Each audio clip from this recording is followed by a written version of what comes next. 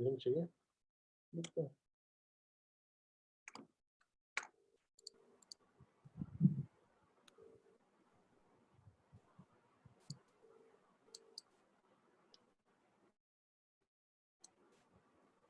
अभी टाइम नहीं हुआ है.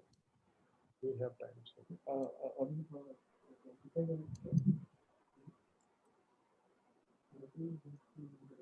नमस्कार सर. कैसे हैं सर? साहब कैसे हैं? बिल्कुल ठीक है sir.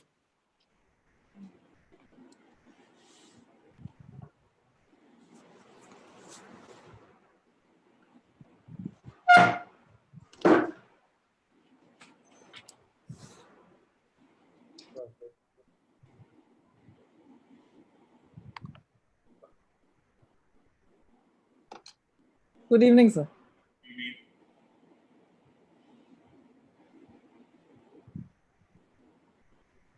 Shall we start now if everybody's ready?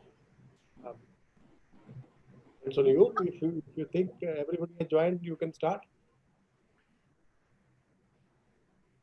Yes, sir, we'll start. I'm sure the others can join in a bit.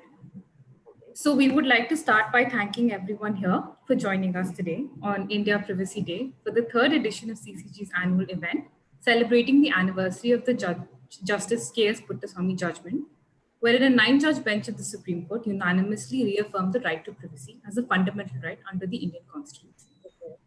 In Puttaswamy, the Supreme Court clarified that the right to privacy extended to multiple facets of human life and manifested differently in relation to our homes, our bodies, and information about us.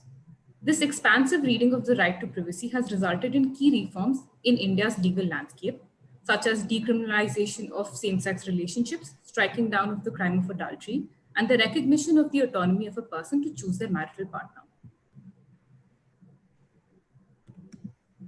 I would now like to invite Professor Ranveer Singh, the Vice Chancellor of National Law University, Delhi, to present the welcome address.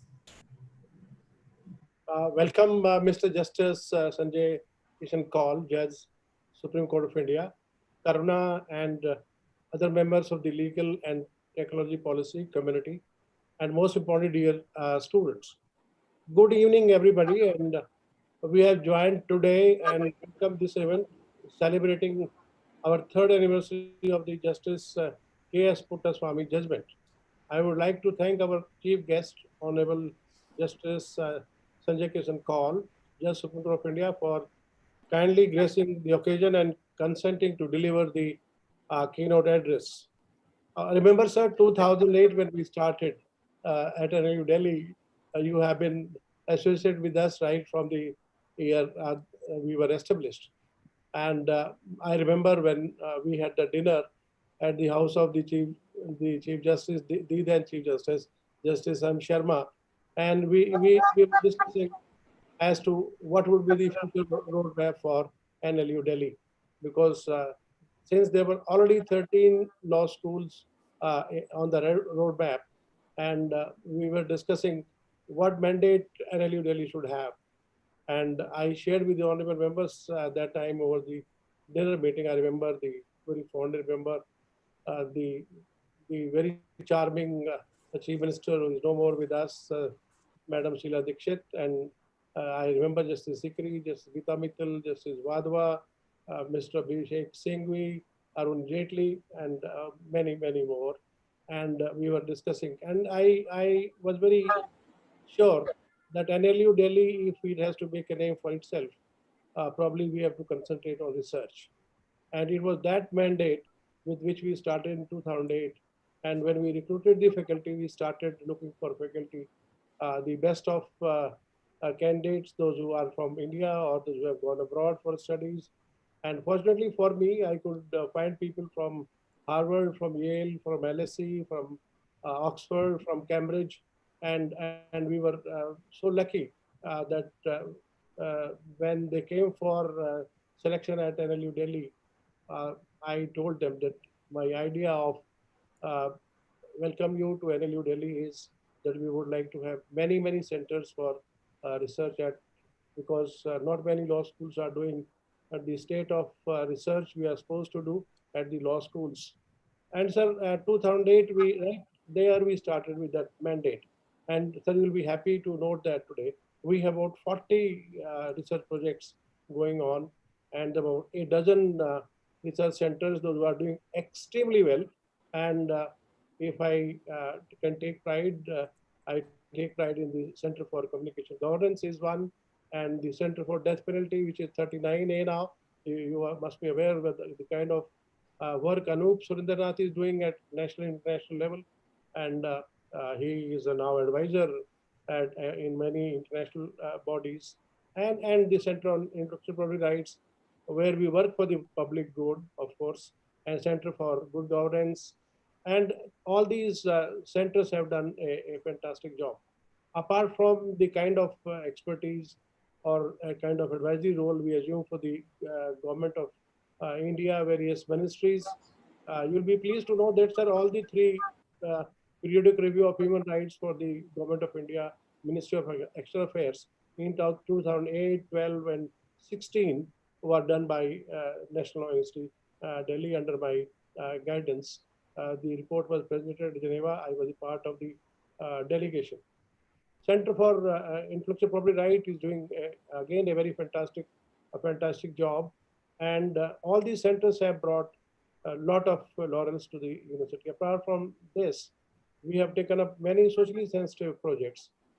We in the very beginning started working on the law which is there for the construction workers, whether those benefits are being given to them or not. I remember when we started that project in Noida, we were threatened by the contractors that how the hell you are concerned with whether we provide these benefits to the construction workers or not. But finally, they understood that it is a constitutional obligation, and under the act, you are mandated to help these workers. And then we started working together, and it brought, and that came to the High Court also when we assisted the High Court of Delhi, and the guidelines were issued.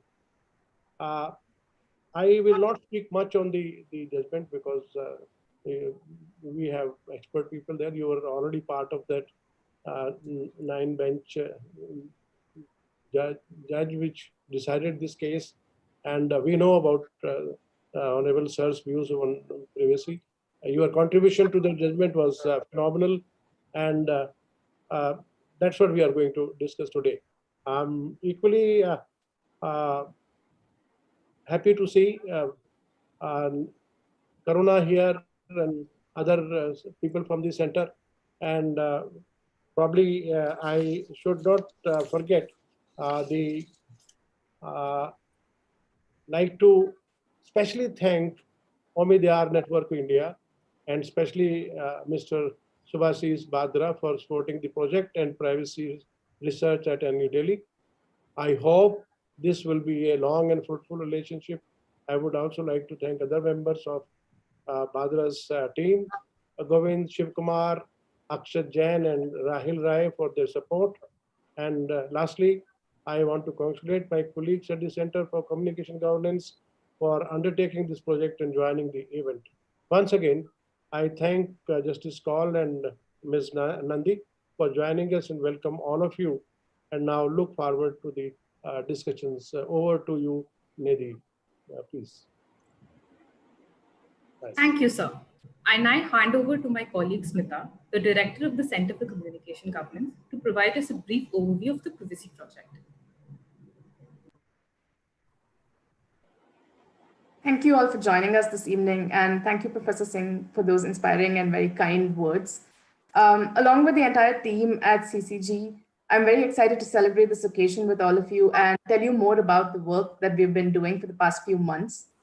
As Professor Singh mentioned, there's a lot of research initiatives that are set up at NLU Delhi, and CCG was set up with the aim of engaging in rigorous academic research on information law and policy issues, and then also using this research to build capacity within our law schools, within the community of professionals from various backgrounds whose work has impact on technology, law, and policy, and more broadly among individuals just using digital technology with all its benefits and pitfalls on a daily basis. We've had some incredible support from Professor Singh and the entire community at National Law University, Delhi. And for close to a decade now, we have followed, written, and spoken about several issues that have been at the crossroads of technology and human rights, ranging from net neutrality to intermediary liability, and more broadly, the regulation of big tech platforms. Through this time, of course, the debate on privacy, data protection, and surveillance in India and the world over has raged. And we have, along with the whole community of researchers, really, we've been writing about the impact of technology on privacy and also the impact that the right to privacy should have on the development and the use of technology. So today, we're very delighted to be able to provide you a platform that we hope will assist all of us in our journey into understanding privacy law and policy better. With the generous support of the Media Network India, the CCG team has been working on building the Privacy Law Library, which is a database with research and analysis about privacy-related law and case law from around the globe. In phase one of this project, which Honorable Justice Kaul has so kindly agreed to help us release today, we have summaries and analysis of historic cases on the right to privacy from 3 major courts in the world: the Indian Supreme Court, the European Court of Justice, and the European Court of Human Rights. In addition to the case analysis available on the Privacy Library website, we also have a compendium of cases in which the Indian Supreme Court has engaged in a substantial discussion on the right to privacy. Going forward, we will build on this platform to add in analysis and information about relevant laws as well as judgments from courts and jurisdictions across the world. In the context of India, we also plan to build on existing research on privacy jurisprudence to examine the impact of the right to privacy on a spectrum of laws that apply at the central, state, and sectoral levels, and vice versa as well. The seeds for this project were sown in our work tracking developments at the time of the Puttaswamy cases on the right to privacy and Aadhaar. As a part of our research at the time, we had compiled information about the cases in which the Indian Supreme Court has upheld the right to privacy prior to the Puttaswamy case. And today we're looking at the entire gamut of cases in which the Indian Supreme Court has upheld the right to privacy. At the time, we published this information in the form of an easily readable infographic before the judgment in the Puttaswamy case was issued. On the Aadhaar project, we undertook research on similar identity systems that were being considered or implemented across Commonwealth countries and looking at the state of privacy, data protection, and relevant laws in those countries as well. Our aim through all this time, from these earlier bits of research to the database that we've set up today, has been to use our research and knowledge on privacy law and jurisprudence to create resources that can be useful to a wide section of society. Whether it's lawyers appearing in cases with the privacy element, whether it's judges who are hearing these cases, the government officials who are engaged in designing policy, private and public sector companies whose practices have an impact on privacy, or researchers and especially law students who aspire to work on technology, law, and policy. We're very glad that our audience today is quite representative of these very diverse groups. And we hope that the compendium of Supreme Court cases on the right to privacy, as well as the Privacy Library, will go a long way to helping everyone in this community to working on privacy law and understanding it better. At the same time, I do want to mention that this platform is meant to be dynamic, and we would welcome any feedback that you may have on the design or content of the platform to make it more accessible and readable.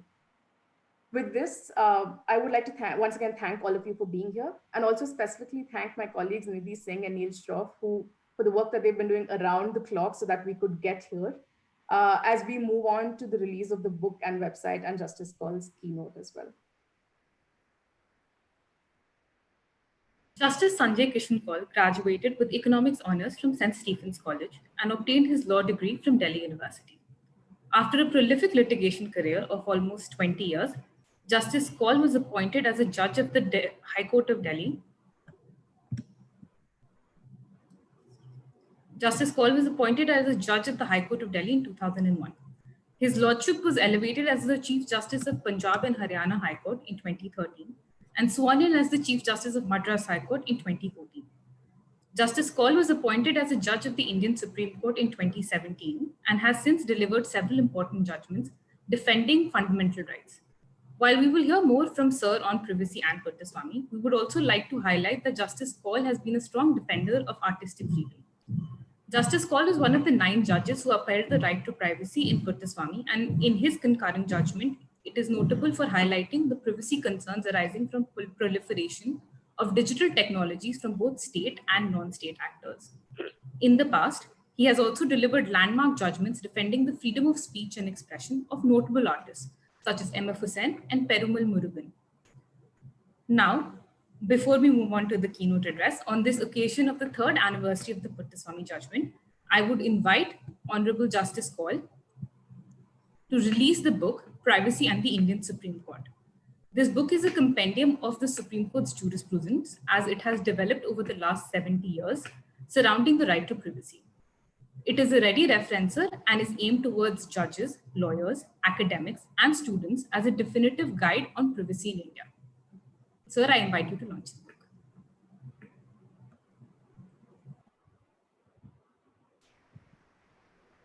Thank you, sir. In addition to the book, today we also launched the first phase of our website, the Privacy Law Library, which is a comprehensive database that tracks privacy jurisprudence globally in order to help researchers and other interested stakeholders learn more about privacy regulations and case law. The database is designed to be useful for multiple stakeholders, including lawyers, policymakers, judicial officers, and industry representatives. Sir, I would now invite you to launch the website.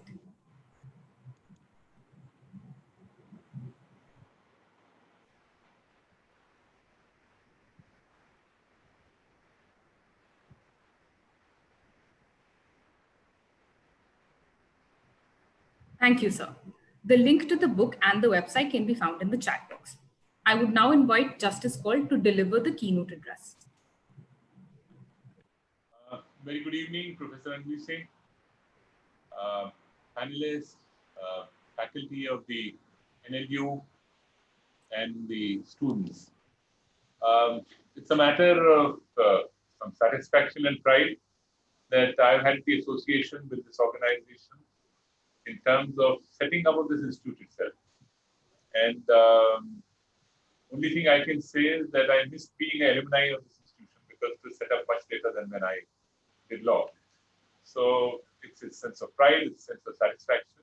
Let me tell the students that my interaction with the institution is such that I can assure you, you are carrying on an educational curriculum in one of the finest institutions that exists in this country in teaching of law.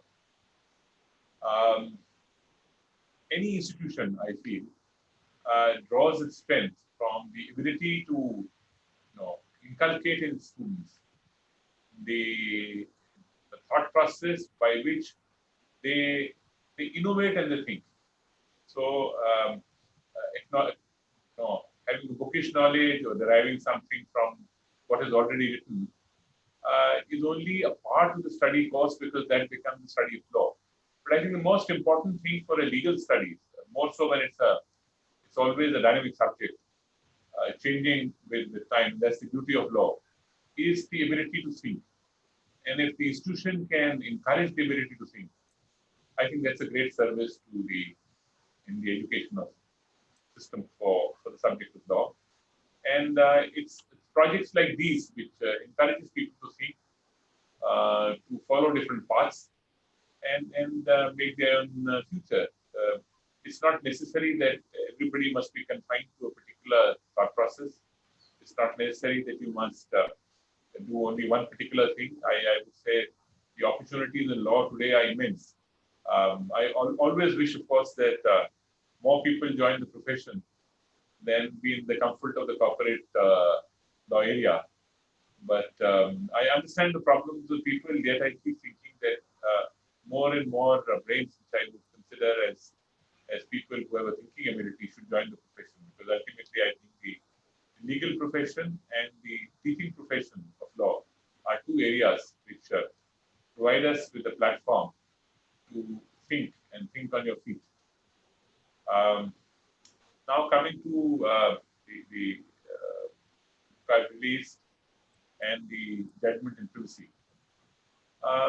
It was 3 years ago on this day when a large strength of 9 judges of this court spoke in one voice, very importantly, spoke in one voice and upheld the right to privacy as a fundamental right protected under Article 21 of the Constitution of India. I feel Justice K. Puttaswamy's judgment was seminal for another reason, that while interpreting this right of privacy, we went, I think, ahead of even what the thinking in Europe was at that time, and took the step of establishing it as a fundamental right. There is another service which this is done, and I think that's a matter of thought process, that the Constitution is very centennial equivalent. And it's not that it's the supreme document, because if the document is stagnant, it will never remain supreme by itself. Times change, periods change. Something remains constant, which is the fundamentals of that the text. But it has to change with changing time. It's a dynamic factor. And I think the dynamism of the Constitution document is something which has, in the changing styles of the Indian society, it was Supreme Court took cognizance of that, and I think reinforced that constitutional stature and the importance of it by the ability to accommodate the multi-dimensional nature of law which exists and give it a different importance. When I say law is multi-dimensional, it reflects the values and assumptions of lawmakers. It functions as a formal and informal setups, and it enters into our personal lives. It relates to some of the most important social issues, movements of our times. Its role in the modern society has to be understood in a comprehensive manner, apart from the importance that lawyers have played right from our independence struggle. And both in the concept of an ever-growing reflection of the direction in which the society moves, as well as the instrument to induce change. If we recognize this as the constitutional role, the increasing interpretations that respond to demands of time in the movements of this such judicial activism, if one may call it, it is important as an instance of a constitutional step in a leap and expansion based on the preamble of our document, and what I would categorize as a purposive reading of the document and its enshrined ideas, despite being enacted more than 7 decades ago. So the challenge before us in 2017 emanated from an emergent concern. I think the most important change which has occurred in the last decade or decade and a half has been a revolution of technology, explosion of information, and thus the requirement how to handle the technology and how to handle the information which is there. It's said that possibly in 100 years we have not generated so much of information as we've done in a decade. And therefore, the requirement to handle it includes equipping our younger generations, and which will include the young students who are part of this institution, to handle this phenomena that we see and the change which is taking place at a very, very rapid pace. Therefore, what has been thrown before us and what we were examining were the byproducts of technological advancements and an indication of changing times. The journey starting from the 1950s with the N.P. Sharma's judgment, one of the first judgments of the Supreme Court relating to the right of privacy, to the Puttaswamy judgment, which overruled it, finding that there is no fundamental right to privacy, is actually a process of change of thinking which occurred, and the evolution which came over ages, and evolution which has occurred in the country and the world. And as citizens exercise this entitlement, and the institution evolved to move ahead with time, an aspect which is very important. I do believe always that a judgment is an opinion at best. It's not a battle which goes on. And that opinion is capable of change by discord, by thinking. One change is we change our thinking. The other change is that with passage of time, our successors will change. So what is good law today may be good in the context of today, but as society evolves, those changes occur, and it's necessary, as I said, that changes should occur. So I'm this sense reminded of the words of an American jurist, Paul Frewen, who said that the court should never be influenced by the weather of the day, but inevitably they will be influenced by the climate of an era. It's the change of an era which will be debated before us. And to remain objective in the face of an overpowering public discourse while being cognizant of the changes in public thought process is certainly an onerous task, but is also a sacrosanct duty of the courts as custodians of law. Themes have been written with what constitutes the true meaning of privacy. It is a concept that is nuanced and layered as it is simplistic and fundamental. But a good starting point, perhaps, is a succinct definition by Warren and Brandeis in their article, The Right of Privacy, where they attributed privacy to simple, the right to be left alone. The endeavor today is not to recapitulate what we have held in 2017, but rather to understand the contours of this right, the impact of elevation to the status of a fundamental right, and the meaning it holds today. It is therefore follows that its exalted application in the case of some examples would be, I think I would begin with Narte Singh Johor's case, which decriminalized homosexuality. The Supreme Court noted that the findings of the Puttaswamy case, the challenge was to the virus of Section 377, and it became stronger with this constitutional judgment, and ultimately holding that it embraced both fundamental right to privacy as well as the human dignity. So it has already set in motion certain changes of law, which I will discuss during the course of the discussion today, and will result in many more. In fact, we did say that we can't take care of all the possible foreseeable eventualities which may arise, simply for the reason that we cannot envisage all of them. The idea in upholding this right, in elevating its status was that it will evolve. In its implementation, it will evolve over a period of time. And the situation and circumstances will arise in which people will take cognizance and the courts will take cognizance of this right to enforce it. So, in a sense, it's a dynamic right, far more dynamic than the others, far more important than some of the rights in today's concept of evolution of technology. I think, in a sense, it is also more important these days because though I believe the human race has been shut behind doors for some time, but technology, as we see today's discussion, is the only connect, and therefore how to handle it has its own aspects, and therefore new challenges in this fast changing scenario. It really the judgment forms a backdrop of the privacy law infrastructure, what one faces today, and the ever-evolving threat in the form of surveillance, aggregation of data, commercial collection of data, and more broadly, data used to restrict constitution and other rights. The technological utopianism which struck at the turn of the 21st century, propounding the move fast and break things approach, today needs revisiting in the light of a greater scope of technology enabled intrusion into private life.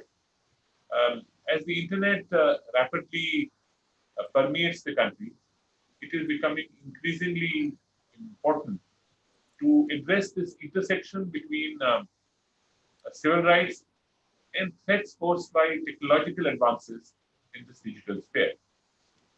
The promise of any mathematical computation models being capable of identifying key insights from data which can in turn be used in private and public decision making, is what can make data dangerous and destructive asset if not collected, processed, stored, and shared in an appropriate manner and within a sound legal framework.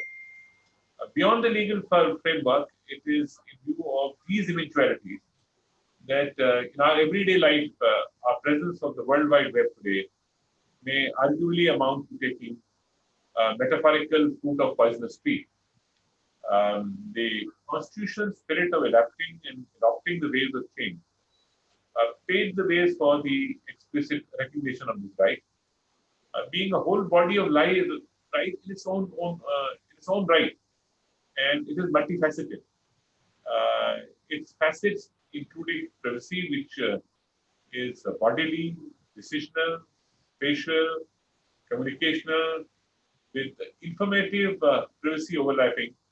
And of each of these facets, it seeks to protect information, data, and facts about a person's body, space, and communications. Informational privacy has assumed a particular significance with the dawn of the digital age.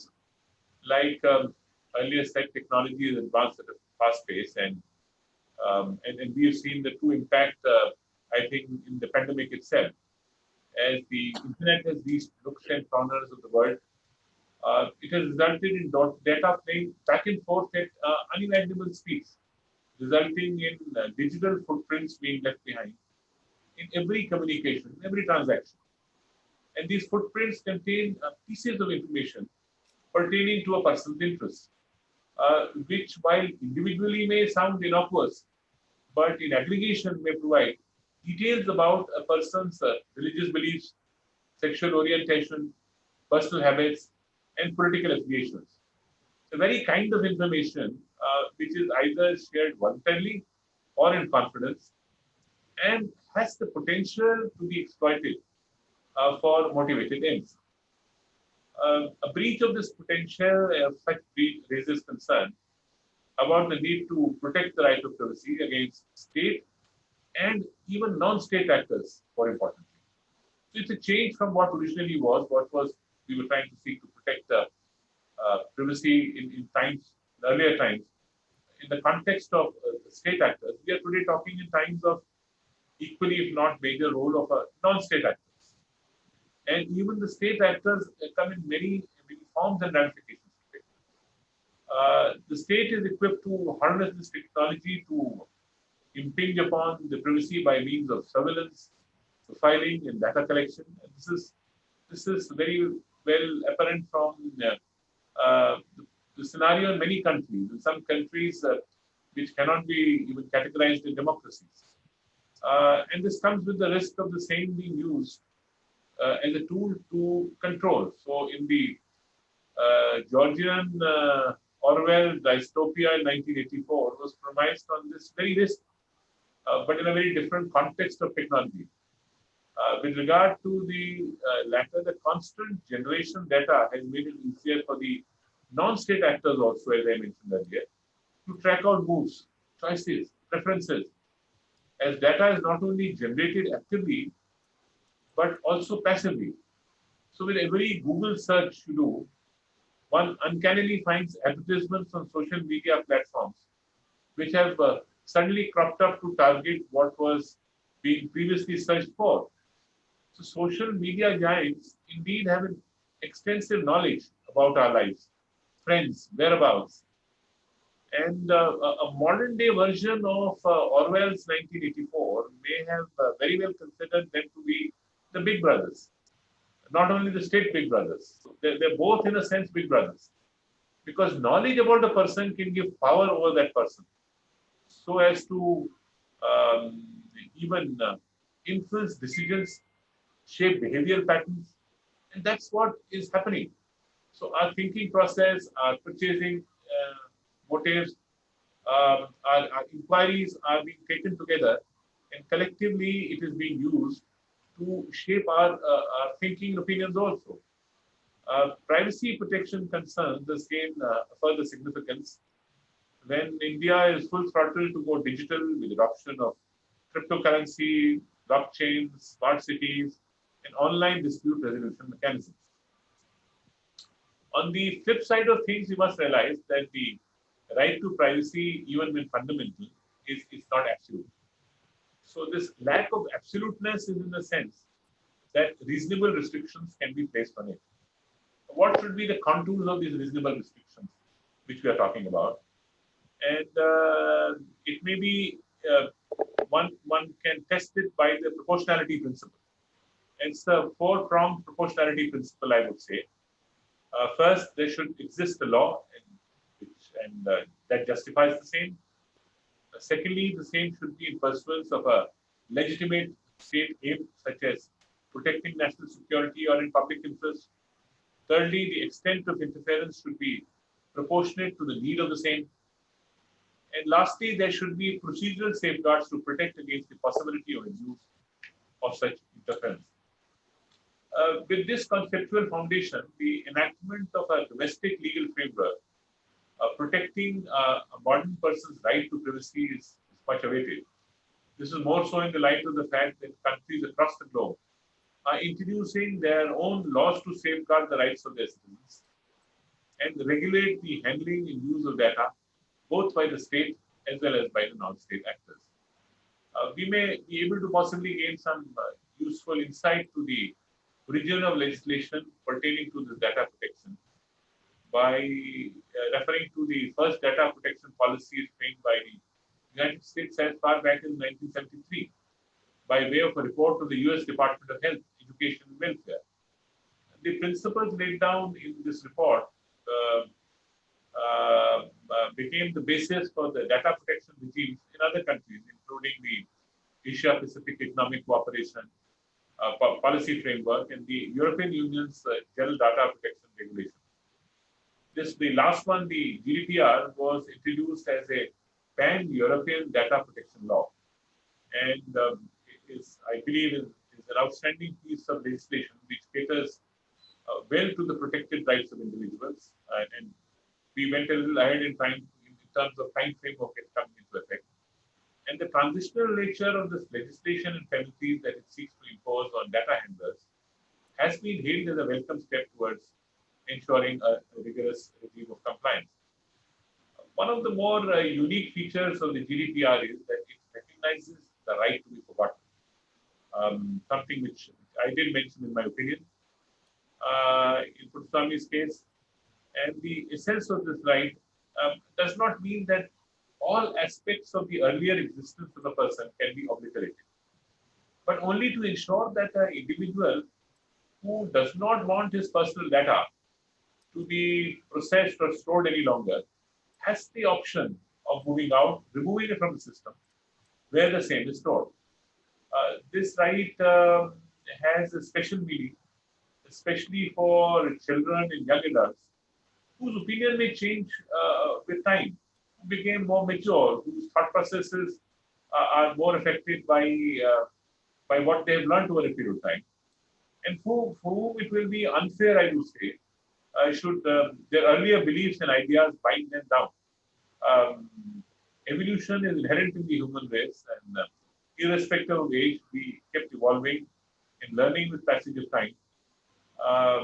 It is in this regard becoming important to ensure that newer and hopeful, wiser ideas of an individual are given a chance to be expressed without the inhibitions of the past statements and expressions holding one back. There are numerous examples you can even set from the political fields where people with the one, say, a left thought process went to the other side and from the other side came to this side, or people who have grown in families having a particular thought process while they acquired their own thought processes. This is the dynamics of it. India has moved towards creating its own data protection regime, and from the Committee of Justice B. and C. Krishna, set up in 2017, which examined this issue of data protection. It has submitted a report along with the draft bill to the government. Modified version of this is crystallized in the Personal Data Protection Bill of 2019, which was tabled before the Parliament and is now pending before the Joint Parliamentary Committee for a more detailed examination. So I would say we are not without hope in the fact that India may soon have nuanced and well-implemented data protection regime as soon as the deliberation can take place after the scrutiny in the Parliament, which would ensure protection of personal data of individuals and will curtail the misuse of this by the state and non-state actors. It is interesting to note that the recognition of privacy in international covenants is as early as 1948, the Universal Declaration of Human Rights, in 1953 in the European Convention of Human Rights, that are now resurfacing with greater force. So the dynamics, the past has come back. With the increasing reliance on technology for the affairs of our day-to-day existence, it has become all the more important that the state makes efforts to imagine and implement this regime. In a modern-day society, the deliberations around privacy is a debate about modern freedom, civil rights. Privacy is paramount to who we are as individuals and give us space to be ourselves, allowing us to think freely without judgment and discrimination. So therefore, the right of privacy and the laws that govern it lead the way for an autonomous life choices and protect us from unwarranted and arbitrary interference. Such laws are often faced with challenges of reinventing themselves, which I mentioned, expanding with changing times. And this challenge grows exponentially when it pertains to the technology and data protection areas, because there is such an exponential change and movement in these areas, which have intertwined themselves with the right to privacy. So privacy, in a sense, if I may say so, is at a crossroads. As while capabilities now exist for surveillance, there is also a greater capability to protect privacy.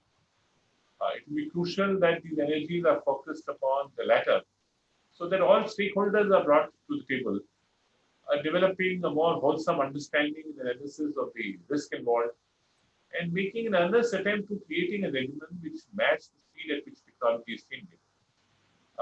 It has to have flexibility and adaptability with the result in realization of the right of privacy in its truest sense.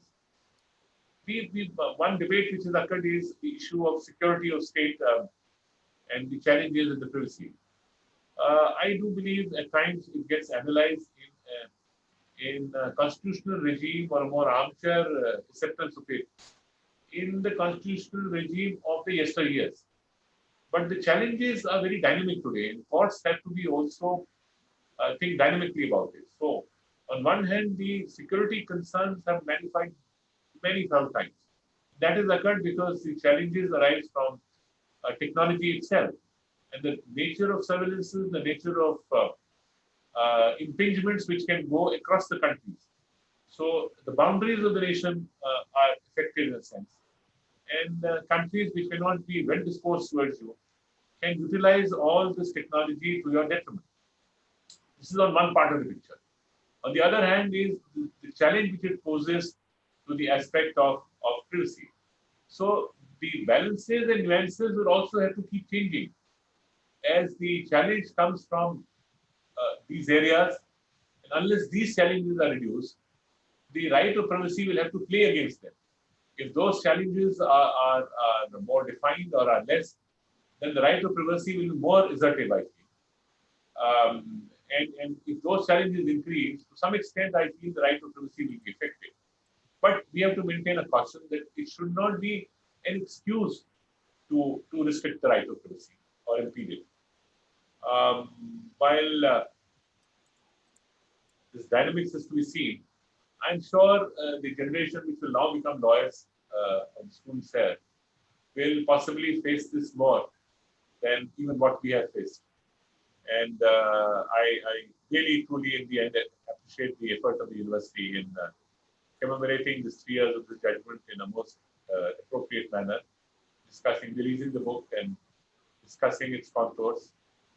I specifically congratulate the Center for Communications Governance at the NLU Delhi and its director, and all those involved in conceptualizing of this book, which itself makes for a fascinating and easy to follow read, if one may say. I do appreciate the visual design elements that have been used to communicate what can often be a cumbersome information and can otherwise make for a laborious read. The significance of the milestone lies both in looking back to see the journey that one has covered, as also to look ahead in the directions that one is headed.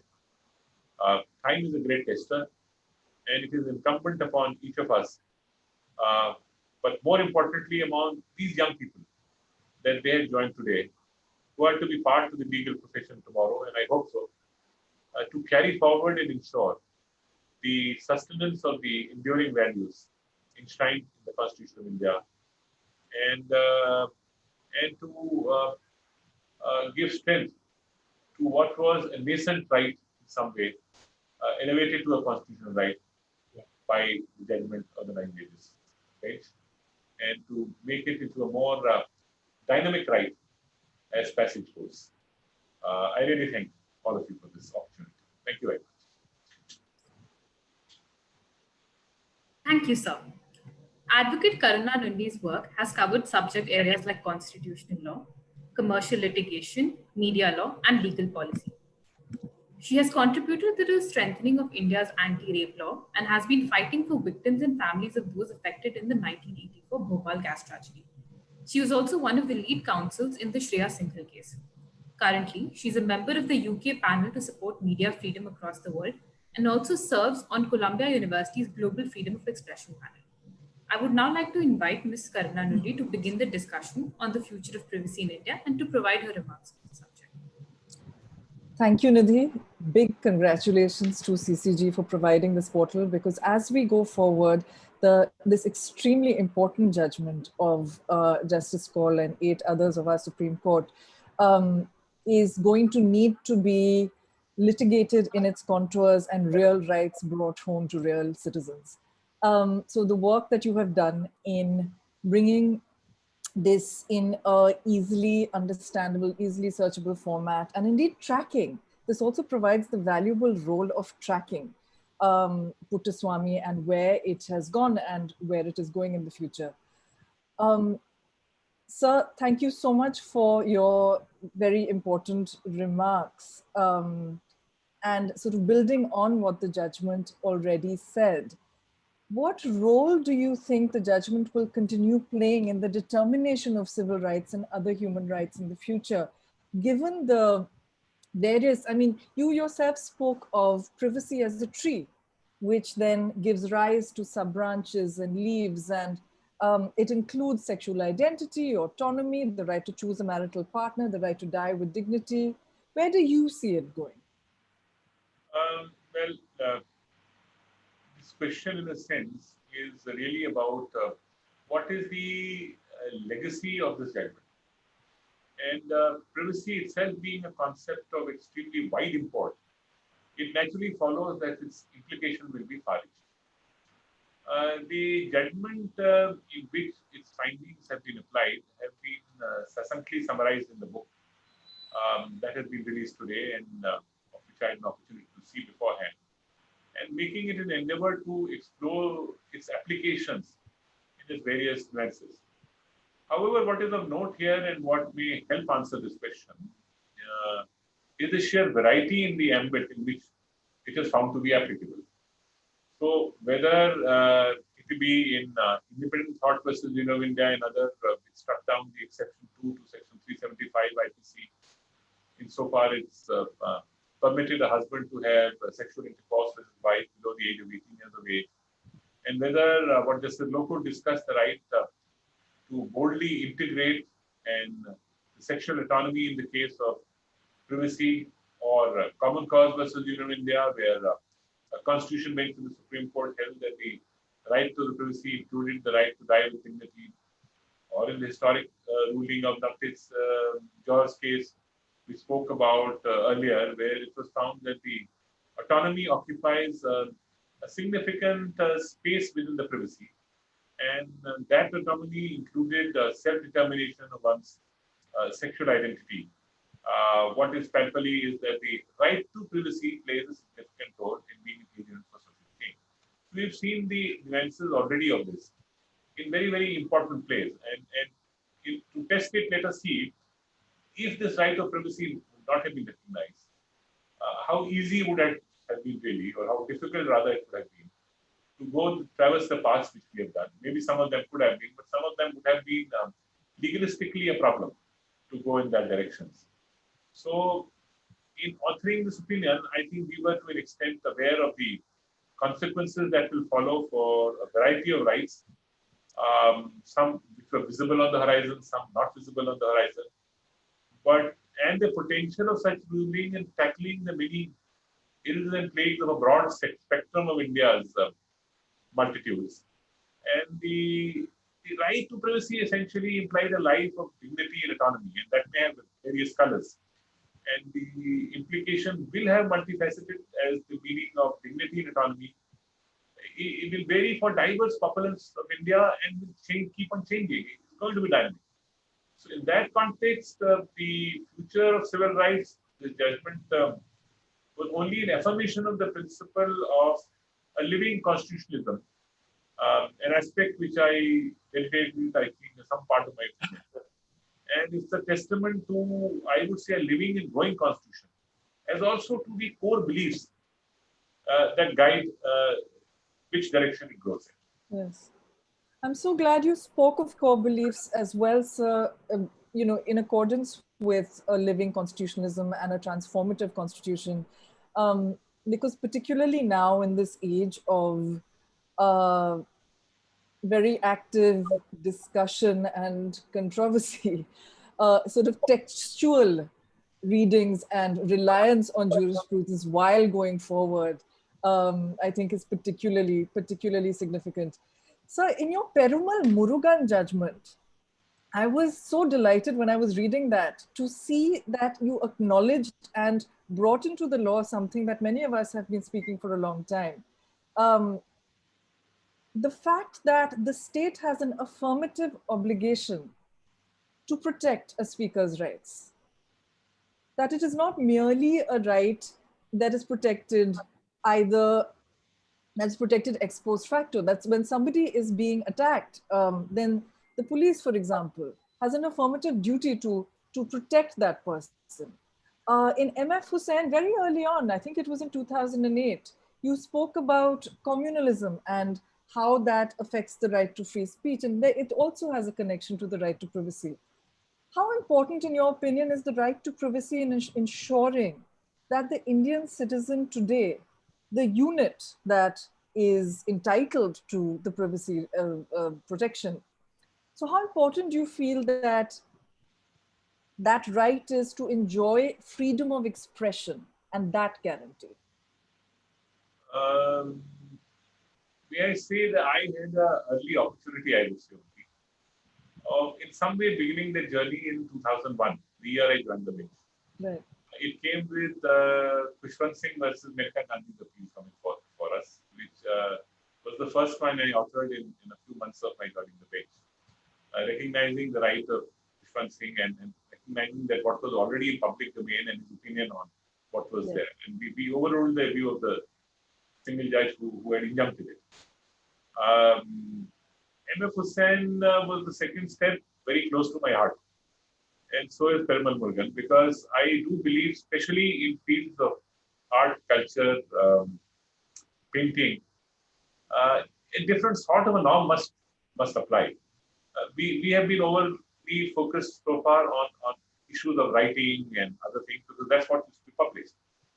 As things evolved over a period of time, different expressions, forms, which were not so speculated so much. Normally a painting would, occupy a person's residence, but it changed. It became commercialized. It became valuable assets. People invest in it. So the focus became more. And therefore the challenges have become more. So the modern day age, the forms of expression now translating into actions over the internet has thrown it into a completely different sphere. And this is also in the background, I would say that sometimes I feel that, the challenge of the internet age is that everybody has an opinion on everything, and sometimes without knowing anything about anything. That's the challenge. So you have to deal with the people who will keep on expressing opinions of things which they will not really know about. And sometimes people can get a hurting feeling that, look, the person doesn't know anything about it, but just commenting. And linked with that, I think, is an issue of not directly what you asked, what I strongly feel, and therefore I'm saying, is the discourse, the manner of discourse is a great challenge. We have, I think, stopped talking in present terms. We have completely abolished humor from this discussion. I truly believe that our country could have adopted one thing, which was British humor. That's one thing which was required to be adopted more than anything else. And I truly say that I feel that humor is a great instrument by itself to express an opinion and not going to an extreme form. Let's take an example of M.F. Hussain itself. He painted something. He did not give it a name. The successor who bought the painting, who was selling it, gave it the name of a Bharat Mata. So you have an author suffering for a cause which he didn't even label it. Now, yes, he did express that it was his belief and his expression that he felt that it was in the form, the lady was in form and form of the, in a manner of portraying the country, and it was unhappy, and so it had tears in the eye. Interestingly, because of technology which is available, part of my judgment, I reproduced the photograph and then the painting photograph and analyzed it, saying, look, how do you do so? You can't dissect and bisect it. You have to see the painting as a whole and the sentiments it gives. So if you see it in that context, the constant fear of privacy being hindered looms large. And the access by the state and non-state actors right to freedom of this becomes the problem. Let's turn to an author now, the Perumal Murugan example. We are not debating the book, but let's say what the problem was. In fundamental, this possibly may not even come in the judgment. But the grievance really was of a concept of sexual permissiveness, if one may say. And that became relatable to underlying caste factor. Caste is a really prevalent factor in India. So it became a caste battle because that permissiveness was associated with visiting temples by a particular community on a particular day. So the other community took offense that you're talking about a permissiveness of our women, which did not, which they felt did not permeate. And interestingly, the author was from the same community where he pleaded that such a permissiveness was in existence. And that is why sometimes people are writing in different pen names or other names and would not like to disclose their names. I really don't know why we can't, I keep saying so, I've said in the judgment, why can't we just throw the book onto the table or onto the sofa if you don't like it? Why can't you shut off a TV if you don't like something? Why must you see a film which you don't like? And the areas of encroachment in fields of such expressions and artistic impressions has become much more. The tolerance level has become much lower, which is very surprising. As society evolves, we should be more tolerant. So you see with every film or second film, starting from its title to its content, there is such super sensitivity, and that everything becomes correlatable with communities or correlatable with religions, and we seem to be getting hurt very quickly. This is in the context of what I believe we have a very rich heritage, a very rich heritage of expression traditionally. Go back the long civilization which have been. See to the monuments around us, see to the figures around us. Only a liberal society could have produced what we have done. I call it an influence of the Victorian morality which seems to have taken us over, rather than our own heritage of what the liberal views we had. Precisely, I couldn't agree with you more. In fact, as Monty Python said, that we got the railways and we got irrigation from the British, and I agree with you. I wish we had inherited their sense of irony too. Instead, we got the. There are, in the lighter side, I can say I feel there are three things which were to be learned from the British. One was a sense of discipline, which they had. The second was a sense of pride in your home, in your town, in your everything, a civic sense concept. And third, again, which I mentioned, was a sense of humor. These were the three things we needed to imbibe. We seem to have imbibed all other things except these three things. We got these aspects of the IPC like 377, and we got Victorian morality and a number of inherited laws like that. So you spoke about the India's draft data protection law, of course, in the abstract, because it's been considered by the JPC, Joint Parliamentary Committee. Um, and of course, we can't speak about it specifically, but could you tell us at a more conceptual level what you think is of essence while we debate the data protection law? And also in that context, what role do you think the judiciary can play to ensure that as Indians, we enjoy informational privacy rights? See, let's take a, the time would be a factor. Let me say that, let's take a current example. Yes. Let's take an example of the pandemic we are facing, and which is causing deaths, damage to economy, disrupting lives. It is also posing certain legal questions when you're talking about data. So during a pandemic, one of the more feasible tools as disposal of the public health officials is to carry out contact and location tracing in order to contain the spread of the disease. It's been happening to some extent. This, however, requires that the personal information of individuals be divulged and even comes with the risk of breaking one's right of privacy. Now, it is in this regard that a balance has to be maintained. You can't go one way or the other. Unusual times, but unusual situations, but rights don't get abrogated and abolished. So, in some sense, a cost-benefit analysis will have to be done. To what extent it goes for the public good, and to what extent can it infringe on the rights of privacy under that fourth-tier test which I refer to, in collection of personal data, so that no harm is caused to the public and yet the privacy is protected. Let me say this since I'm mentioning here.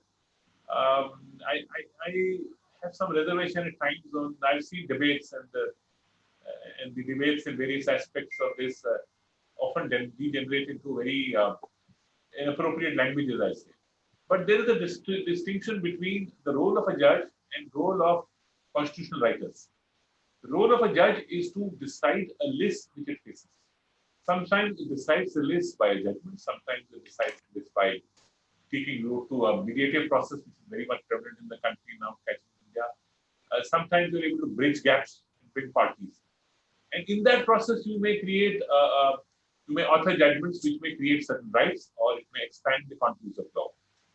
The role of a judge is not like, as I said, of an armchair constitutional expert, where I find that people giving abstract views and saying the court is not active in these fields. Cannot be.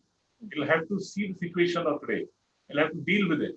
And it's not writing, we are not, I always say we are not academicians. Professor Ranveer Singh is an academician, he will analyze and do so. I'm not an academician. My job is to decide. And that's my challenge, to decide the issue.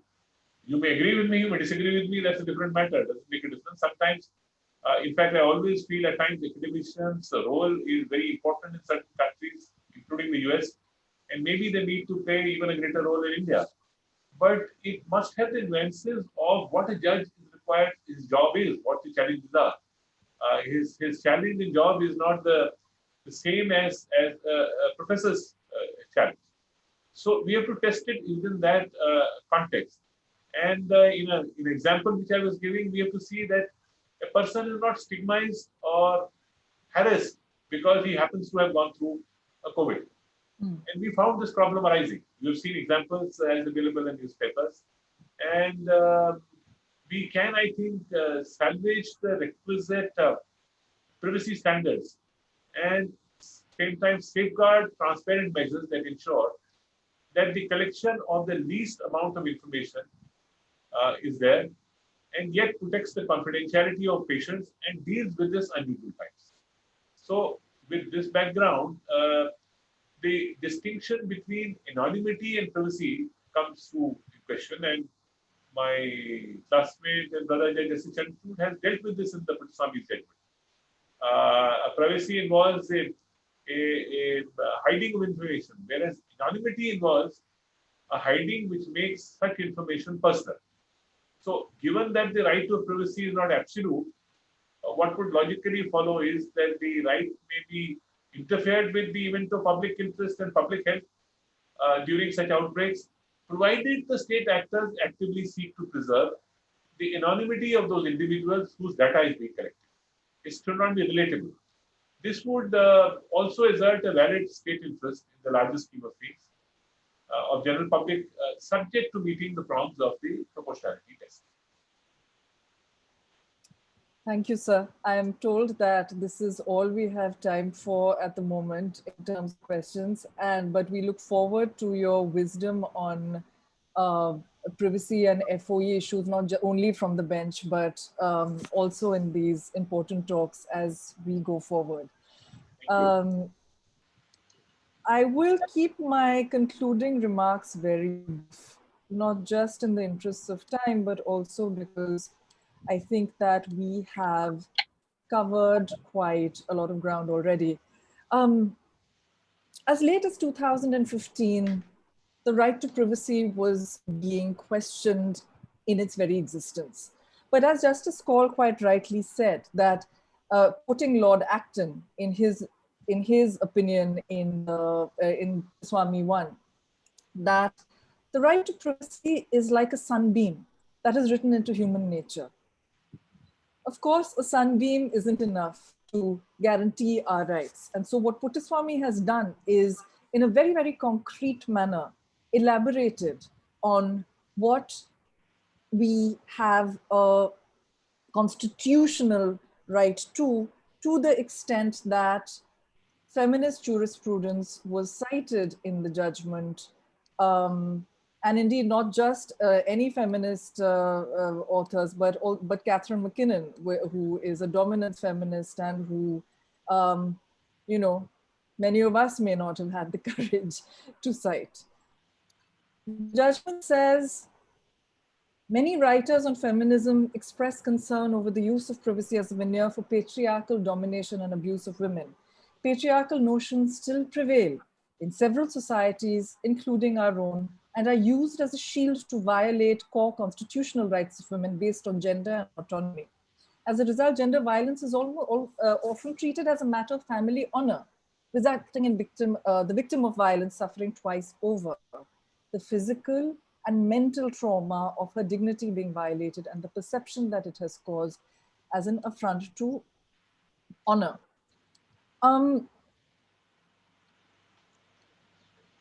There are a number of bases on which this constitutional privacy right has been established. The feminist jurisprudence that I just cited was deeply welcome to us. In addition, Justice Paul's opinion acknowledges the importance of the right to be forgotten. And in Europe, it is less memorably sometimes referred to the right to be de-indexed in browser searches, which is of course more easily forgotten.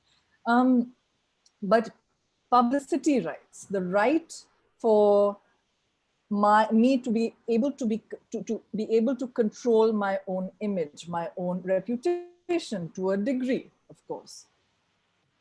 Now, of course, the judgment has sparked tangible, significant social reform. It laid the foundation for Navteej Johar and the striking down of Section 377 by stating in no uncertain terms that sexual orientation is an essential attribute of privacy. It has instilled, I think, equally importantly, a privacy consciousness also in the state, and to a limited degree, I would speak more of where it has not, where there is some way to go in that regard. In Kamal Nath versus the Election Commission of India and others, it was the Election Commission of India that argued before the Supreme Court that it could not make voters lists available in a searchable text format in order to prevent data mining and to protect the privacy and profiling of voters. This is, of course, a significant result of the Puttaswamy 1 effect. In our case, seeking to strike down marital rape is constitutional. During the course of our arguments, the independent thought judgment came, and of course, we are relying on it to a significant degree. The Puttaswamy judgment had come before that, and so you can imagine our written submissions kept building up. But the interesting thing there is that before the High Court, both the state and we as petitioners are arguing on the basis of the right to privacy. So the state is arguing that a man's home is his castle, and what he does in the home should contain no interest of the state, and the state cannot invade the bedroom. What we are saying, relying on Puttaswamy, is that a married woman's body is her temple, and that the right to bodily integrity entails the right to autonomy. So the Article 21 right comes with an Article 19 right, and the right to say no. If I don't have the right to say no, equally, I don't have the right to say yes. And I am reduced then to a legal subject and a sexual object. As we go forward, there is a lot of work left to do. And the law students here will have your work cut out for you as we go forward. Because a lot of these rights are being litigated not just at the constitutional level, but in a daily manner at the district court level as well. Puttaswamy 1 is, of course, for both the court and the people, a great success. But today, India is facing a paradox. As Justice Kaul and I both went to studied economics at St. Stephen's, and that I think informs some of the work that I do when I'm not just looking at commercial law, but also when one is balancing economies versus rights. So data is, of course, the new oil. Digital India is the flagship program of our government. And as you, sir, presciently noticed in Puttaswamy, big data can be used for public interest. But even as we race to harness the benefits of ever-advancing technology, we cannot lose sight of our fundamental problems. I am particularly concerned today because we have spoken quite a lot about big data and informational privacy, and also the right to bodily integrity is something that is spoken about a fair bit, though not respected as much as it should be. Not enough, I think, is being spoken about surveillance. The white paper of the Committee of Experts on a Data Protection Framework for India states that procedural safeguards to ensure non-arbitrariness, especially in state surveillance, should be devised. It goes on to state that a clear classification will have to be made in law in order to ensure that specific agencies are exempted from the operation of the proposed data protection law partially or entirely. Any such exemption should be subject to strict safeguards such as a judicial mechanism provided to provide prior approval, invoking such a clause similar to the court as envisaged under the Foreign Intelligence Surveillance Act. Now, of course, the problem with the United States' Foreign Intelligence Surveillance Act, as memorably elaborated on in a story by the New Yorker, is that there was no right to oppose. There was nobody opposing the prosecutors seeking of the ability to surveil. So the prosecutors would go, and over 90% of the requests were allowed. The prosecutors in this particular story knew the dog and was very friendly with the wife of the judge and knew the home intimately, because he would just go and the request would be rubber stamped. The Sri Krishna Committee report, however, provides a bit of a framework to deal with the protection of privacy and the empowering of Indians with regard to surveillance. And it says that surveillance should not be carried out without a degree of transparency that can pass the muster of the Puttaswamy test of necessity, proportionality, and due process. This can take various forms, including information provided to the public, legislative oversight, executive and administrative oversight, but also, of course, judicial oversight. This would ensure scrutiny over the working of such agencies and infuse public accountability. Executive review alone is not in tandem with comparative models in democratic nations, which either provide for legislative oversight, judicial approval, or both. Legislative oversight exists in Germany, judicial review in the UK, and some form of both in South Africa. It's worthwhile, of course, to recognize that all these jurisdictions provide some form of inter-branch oversight through a statute. Now, nothing similar exists in India. This is not just a gap, this is a problem in practice, but post the judgment of Puttaswamy, potentially unconstitutional. This is because the Supreme Court has clearly laid down that any restriction of the right to privacy must satisfy 3 tests. The restriction must be by law, it must be necessary, it must be proportionate, and of course, it must promote a legitimate state interest. So several types of current intelligence gathering in India fails at the first threshold, since it's not done under law. Further, statutorily recognized interceptions may also require further scrutiny as to whether they are indeed necessary or proportionate, which are new standards for fundamental rights restrictions to satisfy post-Puttaswamy.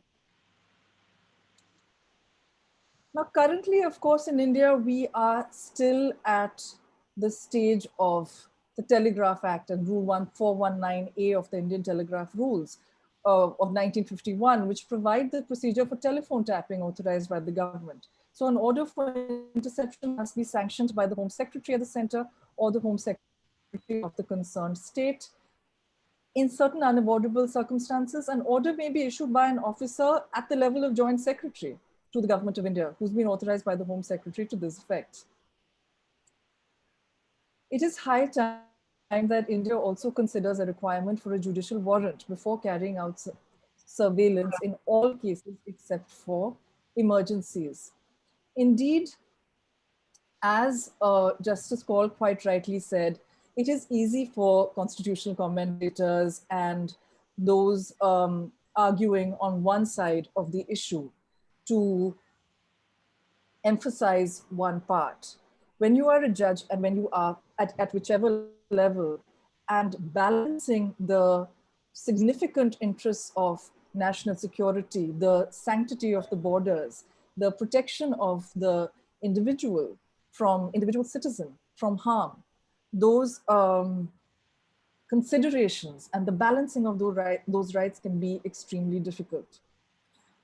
Today, we see cases being brought from across issues while citing national security, whether it is the UAPA being imposed on students in cases where you would not expect it to be, whether it is other laws being brought in at the first instance before sessions judges and being argued that bail cannot be given.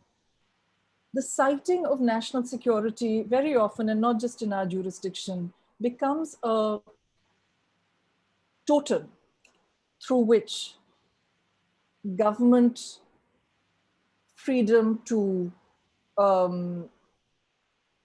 supplant statutory and constitutional rights and values, that it sometimes becomes difficult for the individual judge, particularly judges at the district level, to go beyond. So therefore, today, I feel that it's particularly significant to go by the strict scrutiny that is required under these laws to the greatest extent that these laws require. And in addition, to read these in accordance with Puttaswamy 1 and the values that are laid down, the constitutional values that are laid down very clearly and front and center in that judgment. Justice Kaul had cited a poem by Felicia Lamport, I beg your pardon, on the assault on privacy, in his opinion. And on National Privacy Day, I will quote my own. जब लोगों की आंखों, जब सरकार की आंखों से जहन को ना मिले पनाह, तो कैद खाने से खूब नहीं. that if eyes are always upon me, the whole world becomes my prison. National Privacy Day, congratulations to the CCG. Thank you to Justice Call, not just for the judgment, but for your continued presence in this area, and to students who will take these very important values forward. Thank you, ma'am. I would like to thank Justice Kaul, Professor Ranveer Singh, and Ms. Nandi for joining us for the launch and for today's discussion. I would also like to thank the National Law University Delhi and Umadiyar Network India for their support for the Privacy Law Library. An online copy of the book can be found on our Privacy Library site, which is now live. Links to both the book and the website can be found in the chat box. We thank you all for being here with us today and for joining us for our launch of the first phase of the Privacy Project. We look forward to continuing such discussions in the future. Thank you. Thank you all for joining.